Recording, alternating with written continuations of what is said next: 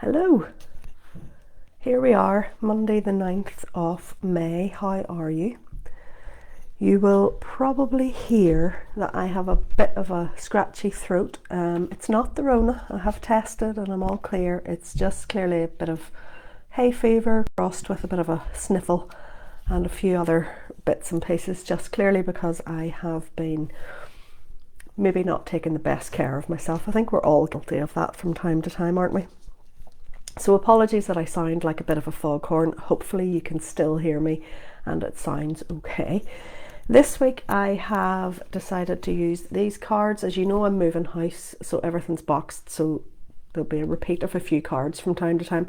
But the Shamanic Medicine Oracle deck, I'm using this first cards that jumped out at me this morning, really just whenever I was looking, and I decided that I would tap into them. So how are you? Let me know what's going on in your world. How has life treated you this last week? Are you making the most of the cosmic energy? Are you making the most of the eclipse energy that's here, that we've been talking about for the last couple of weeks, about clearing things out, about taking responsibility? And that theme is coming through again this week. Couple of announcements just before we begin. I will be much slower to respond to anything this week. I am essentially out of the office most of the week. I'll be sitting in an ambulance at the side of the Northwest 200 racetrack. So please send me your best wishes so that all goes well. I will be doing my best to surround the track with good vibes and positive energy. In true Northern Ireland fashion, it was beautiful weather yesterday and we thought, oh good, sunshine maybe for the northwest, and in true fashion it's raining now, so hopefully the weather will pick up and the event can go ahead as planned without any drama. So if you're looking for me this week, it will be a little bit slower for me to respond. I am still about, but I'll be, particularly on Tuesday, Thursday and Saturday, I will be up at the Northwest 200 providing first aid cover along with quite a few of my other St John colleagues. So I'll get back to you just as soon as I can if you do send me a message. Anything else for me to tell you? Level 2 Reiki on the 21st of May, I think still has one space left, possibly two. So if you are a level 1 student and you fancy taking your Reiki on to the next level, do get that booked before you miss out on the places. I have the training packs pretty much ready to go, but I can squeeze one or two more in if needs be. So contact me if you want to book your place on that. All other appointments for this whole month of May are now fully booked. Thank you so much to everybody who has booked in. The beginning of June there might be one or two appointments, and then from the Monday the 6th of June the treatment room here will be closed because we're moving house that week. So I'll keep you posted near the time about that. Okay, so Shamanic Medicine cards. This week we got the Fire card, the North card and the East card. And I did have a little chuckle when I looked at these, because in my shamanic groups at the moment, we're coming to the end of one of the shamanic courses that I'm running, and our last class will be all about fire and all about having a fire ceremony. So I thought that was quite appropriate. And one of the students in my class is also a shamanic teacher, and he's running his own shamanic course at the moment, and his guys are actually just finishing up in the north and about to move to the east. So I thought it was actually quite appropriate that these cards come up today. But let's think about things. What's going on? Why have these cards come up? The cosmic energy really is hotting up at the moment. Life can feel pretty crazy. I am sure I am not the only one who is feeling that life is shifting, that there's lots of energy shifts, and as people have been calling it, weird cosmic energy going around, strange vibes. I've heard people say time slipping. I've heard other people say. And these next few days might feel a bit like that. They might feel a little bit challenging because there's quite a lot going on. So we've got a full moon coming up at the end of this week, along with a total lunar eclipse. Okay, we had a partial solar eclipse last week and we're having our lunar eclipse this week, and that 2-week eclipse doorway of opportunity, as Elizabeth Peru would call it, is here now. We've been talking about that, you know, where you need to take full responsibility for your life, where you need to clear out that clutter, where you need to step up and show up for yourself and make the most of all the opportunities that are coming your way. So we've got that going on. Added into the mix, we've got Mercury going retrograde tomorrow, and then later in the week we've got Jupiter moving into Aries, which is a big massive cosmic shift as well. So there's a lot of energy. So you might feel a little bit scattered, you might feel fuzzy headed, dizzy, maybe getting static off things. You're maybe finding yourself not really knowing if you're coming or going. Okay, you maybe physically feel it as well. I know that I'm physically feeling it at the minute with this sort of cold that I've had. It's a bit of an indication to me that I need to maybe take a step back and wind down. I will do that after this week. This week's busy with the Northwest 200 and the ambulance work, but once this week's done, I will be still taking a little bit of a step back to recharge the batteries a bit. But people get frightened about this Mercury retrograde, and I can hear people already winding themselves up about it, going, oh, Mercury's going retrograde, oh dear, oh dear. Please don't come at it from that point of view. Retrograde planets only appear retrograde depending on how, as we're looking at them from our perspective on Earth. Okay, so they're not actually moving backwards, it's just how they appear to move due to their orbit. It's a wonderful opportunity for you to become the messenger in your own life, for you to take charge of communication, for you to be resourceful and adaptable. And that's what a Mercury retrograde can give you.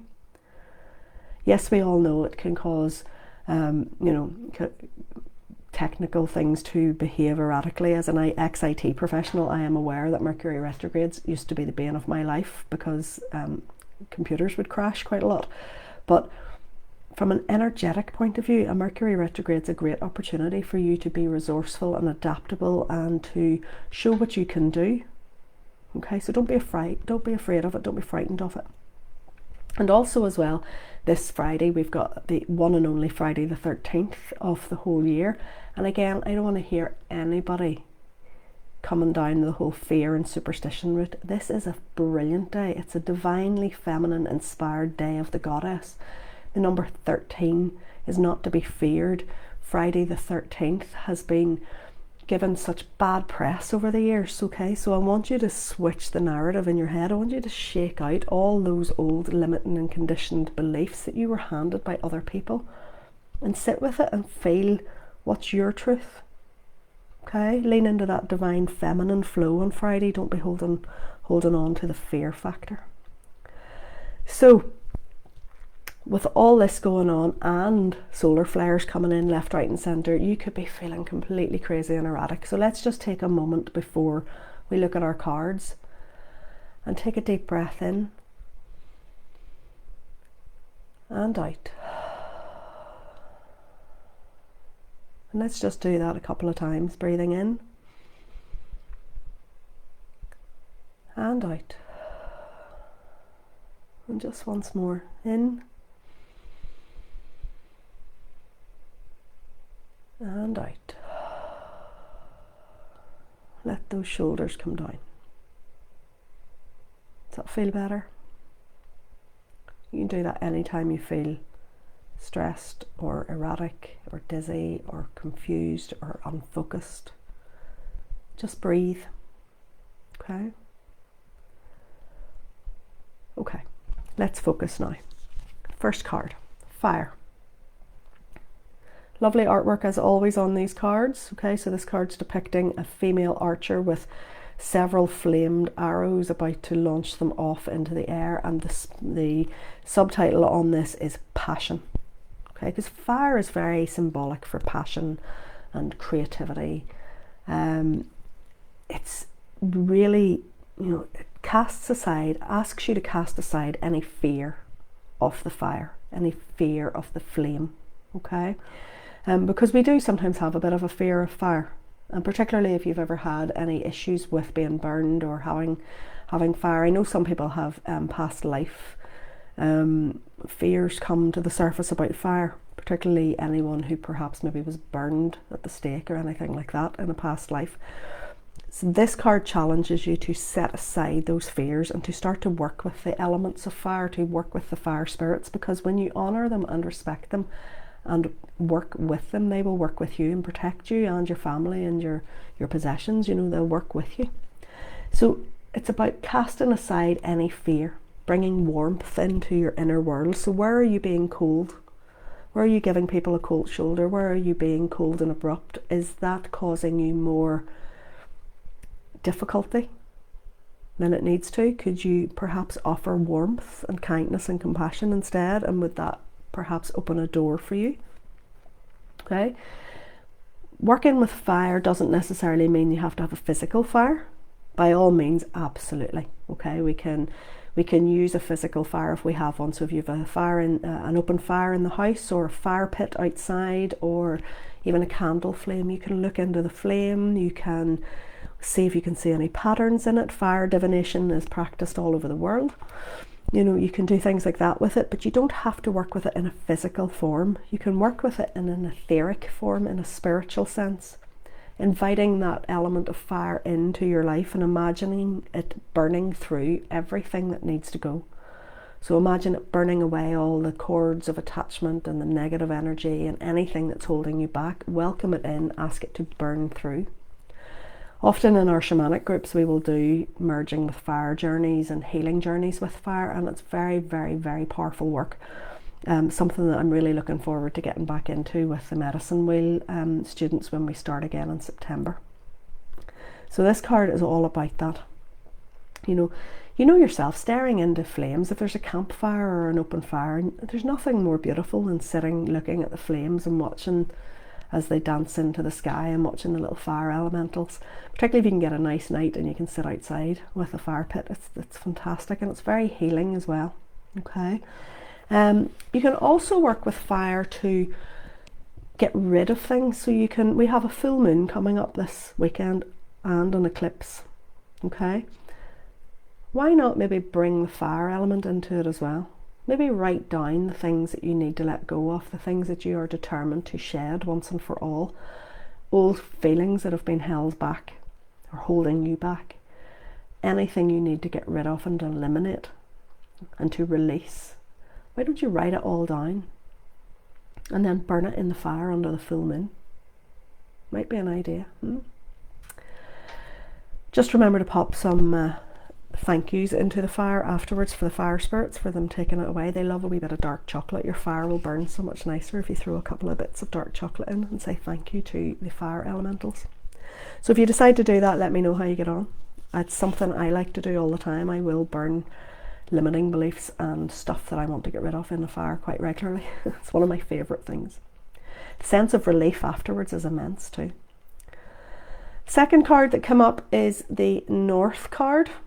Okay, so this card is depicting a polar bear standing under the North Star in possibly the Arctic Circle. Very lovely, as always. It's telling you that it's maybe time for you to put some distance between you and whatever is troubling you.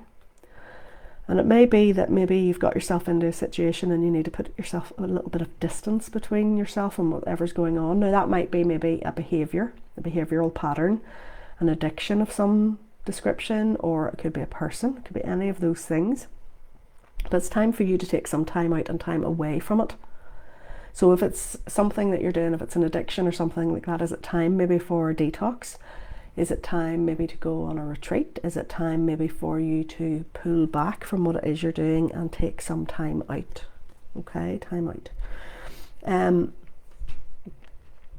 The North is about solitude. Solitude doesn't mean loneliness, it's a different thing. The gift of solitude is a wonderful thing. When you are able to be with yourself, it can provide such deep insights. Purposefully being alone, being with yourself, understanding what's going on in your life. You know, so many people fear being alone and having that time out. They fear silence and solitude, and they keep themselves so busy. They're constantly running, constantly have their phone in their hands, constantly on call, on high alert all the time. And when you're like that, you can never take that time out to listen to that quiet inner voice inside. So how can you follow your guidance if you don't listen to it?